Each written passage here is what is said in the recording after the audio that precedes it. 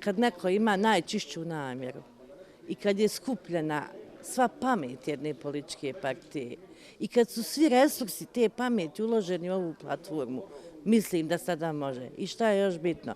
Bitna je pozitivna energija koja je u okviru i izvršnog odbora i kriznog štaba i kandidata, a kad je nešto čistog nijeta i pozitivne energije, ja se nadam da može.